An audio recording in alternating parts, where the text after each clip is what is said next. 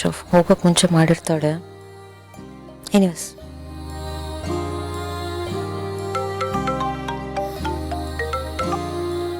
ಹಾಂ ಹೇಳು.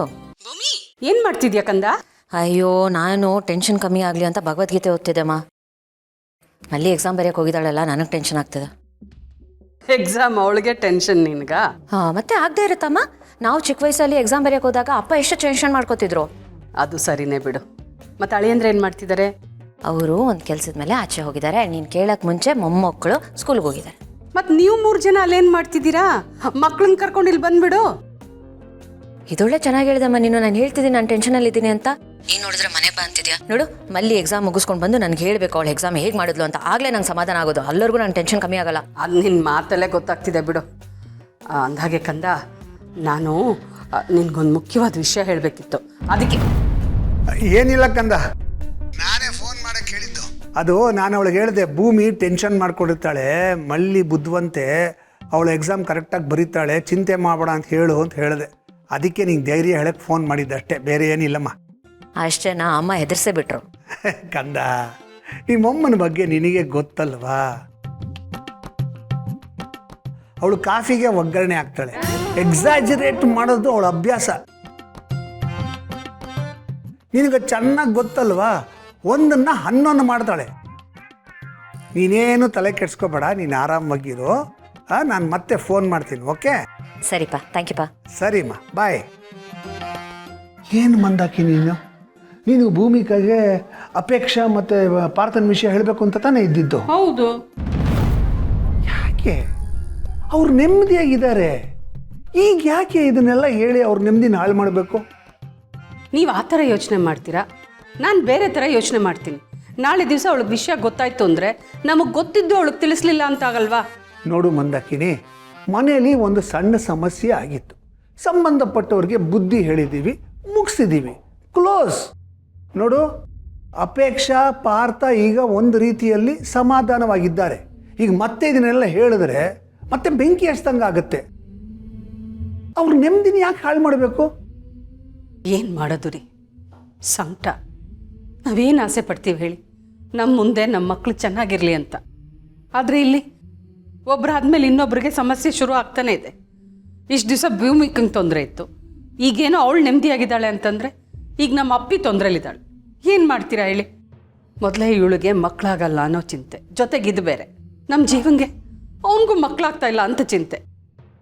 ಒಂದೊಂದ್ಸಲಿ ನನಗೇನು ಮಾಡಬೇಕು ಅಂತಲೇ ಗೊತ್ತಾಗಲ್ಲ ರೀ. ತುಂಬ ಟೆನ್ಷನ್ ಆಗೋಗುತ್ತೆ. ನಿನ್ನ ಮನಸ್ಸು ನಂಗೆ ಅರ್ಥ ಆಗತ್ತೆ ಮಂದಾಕಿನಿ. ಆದರೆ ಒಂದು ಸಲ ಯೋಚನೆ ಮಾಡು, ಸಮಸ್ಯೆ ಅನ್ನೋದು ಮನುಷ್ಯರಿಗೆ ಬರದೆ ಇನ್ನೇನು ಮರಕ್ಕ ಬರುತ್ತೆ? ನೋಡು, ನಮ್ಮ ಜೀವನ ಯಾಕೆ ಹೀಗಾಗಿದೆ, ನಮಗೆ ಯಾಕೆ ಈಗ ಸಮಸ್ಯೆ ಬರುತ್ತೆ ಅಂತ ಯೋಚನೆ ಮಾಡೋದಿದೆಯಲ್ಲ, ಅದು ಸಾಮಾನ್ಯ ಮನುಷ್ಯರ ಮನಸ್ಥಿತಿ. ಸಮಸ್ಯೆಗಳ ಸ್ವರೂಪ ಬೇರೆ ಬೇರೆ ಇರುತ್ತೆ, ಆದರೆ ಎಲ್ರಿಗೂ ಒಂದಲ್ಲ ಒಂದು ಸಮಸ್ಯೆ ಇರೋದು 100% ಗ್ಯಾರಂಟಿ. ಕೆಲವರು ಹೇಳ್ಕೋತಾರೆ, ಕೆಲವರು ಹೇಳ್ಕೊಡಲ್ಲ, ಅಷ್ಟೇ ವ್ಯತ್ಯಾಸ. ಅಲ್ಲ, ನಾನು ನೀನು ಇಂಥದ್ದನ್ನೆಲ್ಲ ಎಷ್ಟು ನೋಡಿಲ್ಲ. ನಮಗೇನಿದೆಲ್ಲ ಹೊಸ್ತ. ಟೆನ್ಷನ್ ಆಗೋದು ಸಹಜ, ಆದರೆ ಆ ಟೆನ್ಷನ್ಗೆ ಅಂಟ್ಕೊಂಡಿರೋದು ಸರಿ ಅಲ್ಲ. ಅಸಲಿ ಸಮಸ್ಯೆ ಶುರುವಾಗೋದೇ ಅಲ್ಲಿ. ಅಲ್ಲ, ಏನೋ ಆಗೋಗ್ಬಿಟ್ಟಿದೆ ನನಗೆ, ಅದರಿಂದ ಹೊರಗೆ ಬರೋಕ್ಕಾಗಲ್ಲ ಅಂತ ಚಿಂತೆ ಬರುತ್ತಲ್ಲ, ಅಂಥ ಟೈಮಲ್ಲಿ ಕೈ ಚೆಲ್ಲಿ ಬಿಟ್ಬಿಡ್ಬೇಕು. ಏನೋ ಒಂದು ಆಗಿದೆ ಅನ್ನೋದು ಇದೆಯಲ್ಲ, ಅದು ಒಂಥರ ಈ ನೀರಿಲ್ದಿರೋ ಬಾವಿಗೆ ಬಿದ್ದಂಗೆ. ಅಯ್ಯೋ ಹೀಗಾಗ್ಬಿಟ್ರೆ ಹಾಗಾಗ್ಬಿಟ್ರೆ ಅಂತ ಆತಂಕ ಶುರುವಾಗುತ್ತೆ. ಈ ಆತಂಕನೇ ನಮ್ಮನ್ನು ಅರ್ಧ ಸಾಯಿಸ್ಬಿಡುತ್ತೆ. ಪ್ರತಿಯೊಬ್ಬ ಮನುಷ್ಯನೂ ಹಾಗೆ ಒಳೊಳಗೆ ಸಾಯ್ತಾ ಇರ್ತಾನೆ, ಅದು ಯಾರಿಗೂ ಕಾಣಿಸಲ್ಲ. ಕೊನೆಗೆ ಒಂದಿನ ನಿಜವಾಗ್ಲೂ ಸಾಯ್ತಾನೆ, ಅದು ಎಲ್ರಿಗೂ ಕಾಣಿಸುತ್ತೆ. ನೀವೇನೋ ವೇದಾಂತಿ ಥರ ಇಷ್ಟುದ್ದ ಈಸಿಯಾಗಿ ಹೇಳ್ಬಿಡ್ತೀರಾ. ಆದರೆ ನಮ್ಮ ಸಂಕಟಕ್ಕೆ ಬೇರೆ ಏನು ಅರ್ಥ ಆಗಲ್ಲ, ಬರೀ ಸೆಂಟಿಮೆಂಟ್ಸ್ ಒಂದೇ. ಚೆನ್ನಾಗಿ ಹೇಳಿದೆ. ನನಗೇನು ಸೆಂಟಿಮೆಂಟ್ಸ್ ಇಲ್ಲ ಅಂದ್ಕೊಂಡಿಯೇನೋ?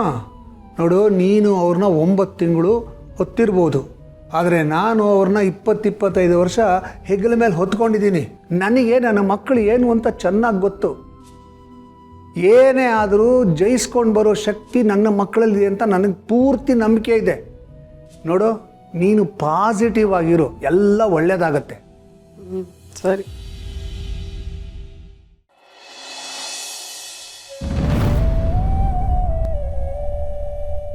ಹೇಗಿದ್ಯಾ? ಹಾಂ ಥ್ಯಾಂಕ್ಸ್ ಬಾಬುರೆ, ಕರೆಕ್ಟ್ ಟೈಮಿಗೆ ಕರ್ಕೊಂಬಂದಿದ್ದಾಗೆ. ಅದರಲ್ಲೇನಿದೆ, ಇದನ್ನೆಲ್ಲ ನಾವು ಮಾಡಿದೆ ಇನ್ಯಾರು ಮಾಡ್ತಾರೆ? ನಮ್ಮ ಮಗಳು ನೀನು, ತಂದೆಯಾಗಿ ನಾನು ಕೆಲಸ ಮಾಡಿದ್ದೀನಿ ಅಷ್ಟೇ. ನಾನು ನೋಡಬಲ್ಲಿ, ಇದಕ್ಕೋಸ್ಕರ ಇಷ್ಟು ಕಷ್ಟಪಟ್ಟಿದ್ಯಾ, ಇಷ್ಟು ಶ್ರಮ ವಹಿಸಿದ್ಯಾ, ಇದು ಯಾವುದೂ ವ್ಯರ್ಥ ಆಗಬಾರ್ದಲ್ವಾ? ಇದು ಅಂತಲ್ಲ, ಯಾವುದೇ ಒಂದು ಒಳ್ಳೆ ಆಲೋಚನೆ ಆಗಿರ್ಬೋದು, ಉದ್ದೇಶ ಆಗಿರ್ಬೋದು, ಕನಸಾಗಿರ್ಬೋದು, ಅದು ಈಸಿಯಾಗಿ ಹಾಳಾಗೋಗ್ಬಾರ್ದು, ಅಷ್ಟೇ ನನ್ನ ಕನಸು. ಆಮೇಲೆ ನೋಡು, ಇವತ್ತಿಂದ ಇನ್ನು 5 ದಿವಸ ನೀನು ಬರೆಯೋ ಪ್ರತಿಯೊಂದು ಎಕ್ಸಾಮು ನಿನಗೆ ಮುಂದೆ ನಿನ್ನ ಜೀವನಕ್ಕಾಗೋ ಒಂದು ದೊಡ್ಡ ದೊಡ್ಡ ಹೆಜ್ಜೆ. ಆಮೇಲೆ ರಾಕೆಟ್ ಲಾಂಚರ್ ಥರ ಇದು ಫಿಂಗ್ ಅಂತ ಹರೋಗ್ಬಿಡ್ತೀಯ. ರಿಸಲ್ಟ್ ಒಂದು ಬರಲಿ ಇರು ಅಷ್ಟೇ. ನಿನ್ನ ಫ್ಯೂಚರ್ ಬ್ಯೂಟಿಫುಲ್ ಆಗಿರುತ್ತಮ್ಮ. ಕಷ್ಟಪಟ್ಟು ಓದಿದ್ಯಾ, ನಿನಗೆ ಒಳ್ಳೇದಾಗಬೇಕು, ಅದಕ್ಕೆ ಇಷ್ಟೊಂದು ಹೋರಾಟ. ಹೌದು ಮಲ್ಲಿ, ಇದು ಬರೀ ನಿನ್ನ ಕನಸು ಮಾತ್ರ ಅಲ್ಲ, ನಮ್ಮೆಲ್ಲರ ಕನಸು. ನಿನ್ನನ್ನು ಬಹಳ ಎತ್ತರದ ಜಾಗದಲ್ಲಿ ನೋಡಬೇಕು ಅನ್ನೋದು ನಮ್ಮೆಲ್ಲರ ಆಸೆ. ಈ ಸಮಯನ ವ್ಯರ್ಥ ಮಾಡಬೇಡ. ಈ ಸಮಯ ಮತ್ತೆ ಬರೋದಿಲ್ಲ. ಯಾರಿಗೂ ಇಂಪ್ರೆಸ್ ಮಾಡಬೇಕು ಅಂತನೋ ಅಥವಾ ಇನ್ಯಾರಿಗೂ ತೋರಿಸ್ಬೇಕು ಅಂತನೋ ಇದನ್ನು ಮಾಡಬೇಡ. ನಿನಗೋಸ್ಕರ, ನಿನ್ನ ಬೆಳವಣಿಗೆಗೋಸ್ಕರ ಇದನ್ನು ಮಾಡು. ನಾಳೆ ನನ್ನ ಜೀವನ ಹೀಗಿರುತ್ತೆ ಅಂದ್ಕೊಂಡು ಮಾಡು, ಎಲ್ಲವೂ ಚೆನ್ನಾಗಾಗುತ್ತೆ. ನೋಡು, ಜೀವನದಲ್ಲಿ ಪ್ರತಿಯೊಂದು ದೊಡ್ಡ ಜರ್ನಿನೂ ಶುರು ಆಗೋದು ಒಂದು ಪುಟ್ಟ ಹೆಜ್ಜೆಯಿಂದ. ನೀನಾಗಲೇ ಒಂದು ಹೆಜ್ಜೆ ಇಟ್ಟಿದೆಯಾ, ಅದು ನಿನ್ನ ಗೆಲುವಿನ ಕಡೆ ಖಂಡಿತ ಕರ್ಕೊಂಡು ಹೋಗುತ್ತೆ. You can do it. ನೋಡು ಮಲ್ಲಿ, ಈಗ ನೀನು ಗೆದ್ದರೆ ನಿನ್ನ ಥರ ಕಷ್ಟಪಟ್ಟು ಬಡತನದಲ್ಲಿ ಬೆಳೆದಿರೋ ಎಷ್ಟೋ ಜನಕ್ಕೆ ಇನ್ಸ್ಪಿರೇಷನ್ ಸಿಗುತ್ತೆ, ಲಕ್ಷಾಂತರ ಜನಕ್ಕೆ ಒಳ್ಳೆಯದಾಗುತ್ತೆ. ಈಗ ನಿನ್ನ ಗುರಿ ಬಹಳ ದೊಡ್ಡದು, ಉಳಿದಿದ್ದೆಲ್ಲದ್ರ ಮುಂದೆ ಚಿಕ್ಕದು ಅಂತ ಅನ್ನಿಸ್ಬೇಕು, ಏನೂ ಇಲ್ಲ ಅನ್ನೋ ಥರದಾಗಬೇಕು. ನಾಳೆ ಇಡೀ ಸಮಾಜನ ಸರಿ ಮಾಡೋ ಶಕ್ತಿ ನಿನ್ನ ಕೈಲಿರುತ್ತೆ. ಅದನ್ನು ಮನಸ್ಸಿನಲ್ಲಿ ಇಟ್ಕೊಂಡು ಎಕ್ಸಾಮ್ ಬರಿ. ಇವತ್ತೇನು ನಡೀತಲ್ಲ ಅದ್ರ ಬಗ್ಗೆ ಜಾಸ್ತಿ ತಲೆ ಕೆಡಿಸ್ಕೊಳಕ್ಕೆ ಹೋಗ್ಬೇಡ, ಅರ್ಥ ಆಯ್ತಾ? ನೋಡೋ, ಈ ಗ್ರ್ಯಾಟಿಟ್ಯೂಡು, ಥ್ಯಾಂಕ್ಸ್ ಹೇಳೋದು, ಇದನ್ನೆಲ್ಲ ಇನ್ಯಾವಾಗಲಾದರೂ ಇಟ್ಕೋ. ಇವಾಗ ಕೂಲಾಗಿ ಕಾಮಾಗಿ ಎಕ್ಸಾಮ್ ಬರಿ. ಹೊರಡು Malli. Good luck. Thank you. Good luck. ಏನೋ ಗಳಿಯೋದು, ನಾವು ಹೋಗೋದು ಒಂದು ಕ್ಷಣ ತಡ ಆಗಿದ್ರು ದೊಡ್ಡ ಅನಾಹುತನೇ ಆಗ್ಬಿಡ್ತಾ ಇತ್ತಲ್ಲ.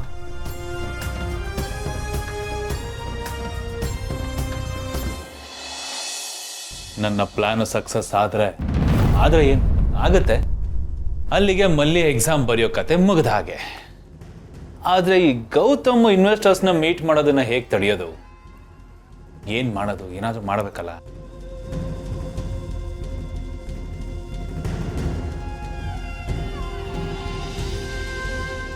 ಹೇಳ್ರೋ, ಏನಾಯ್ತು? ಸಕ್ಸಸ್ಸಾ? ಇಲ್ಲ ಬಾಸ್, ಕರೆಕ್ಟ್ ಟೈಮ್ಗೆ ಯಾರೋ ಬಂದು ನಮ್ಮನ್ನೆಲ್ಲ ಚೆನ್ನಾಗಿ ಹೊಡೆದಿಗೆ ಅವಳನ್ನ ಕರ್ಕೊಂಡು ಹೊಂಟೋದ್ರು ಬಾಸ್. ವಾಟ್? ಯಾರದು? ಗೊತ್ತಿಲ್ಲ ಬಾಸ್, ಯಾರೋ ದಪ್ಪಗಿದ್ರು. ದಪ್ಪಕ್ಕೆ ಅಂದ್ರೆ ಗೌತಮ್ ಹೆಂಗಿದ್ದು ನೋಡಕ್ಕೆ? ಬೆಳ್ಳಗಿದ್ನ? ದಪ್ಪಕ್ಕೆ ಬರೀ ಮೀಸೆ, ಕ್ಲೀನ್ ಶೇವು? ಹಾಂ ಬಾಸ್, ಕರೆಕ್ಟ್ ಅವರೇ. ಛೇ, ಆಮೇಲೆ ಮಾಡ್ತೀನಿ.